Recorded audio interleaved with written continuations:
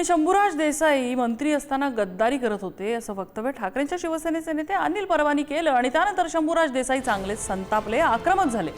गद्दार कुणाला बोलतो, बाहेर दाखवतो असा आक्रमक पवित्रा शंभूराज देसाईंनी घेतला। एकेरीवर त्यांची भाषा आली। यावेळी विधान परिषदेत शिंदेंची शिवसेना आणि ठाकरेंच्या शिवसेनेत जुंपल्याचं दिसून आलं। आता तुम्ही ऐकून घ्या। अरे ऐका ना, तुम्ही ऐकून घ्या, ऐका ना, खाली बसा।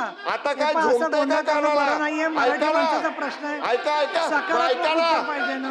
ऐकून घ्या नाही असं आता बोलायचं नाही, शांत एक राहा। मिनिट सांगू का आम्ही काय करतो तो ते सांगू का काय गद्दारी सांगतो, कुणाला म्हणतो गद्दार? अहो, शांतता ठेवा, काय रे विषय तुला काढू नका. दाखवतो यायला गद्दार कुणाला म्हणतो रे?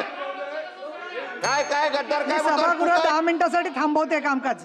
माननीय विधान परिषद उपसभापतींनी त्यामधलं जे काही त्या भाष्य योग्य वाटलं नाही ते भाष्य काढून टाकण्याचे आदेश उपसभापतींनी दिले। पण हे बघा, आम्ही सुद्धा बाळासाहेब ठाकरे साहेबांचे शिवसैनिक आहोत।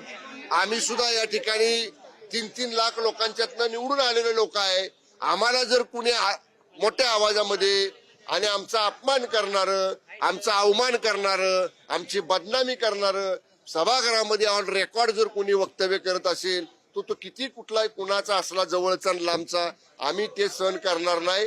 म्हणून त्यांचा आवाज जसा वाढला ते अरे तुरे बोलायला लागले, मी अरे तुरे बोललो, ते बघतो म्हणले, मी पण बाहेर हे बघतो म्हणलं, याच्यापेक्षा वेगळं काय झालं नाही। बघा, मी एक शिवसैनिक आहे, आमदार नंतर आहे आणि फक्त मला एवढंच म्हणायचंय की तो विषय सभागृहात झालाय। मी कोणाचा जाणून बुजून वाद वाढवणं किंवा अशा भानगडीतला नाहीये, परंतु कुठल्याही लढाईला मी तयार असतो हे तुम्हाला माहिती आहे।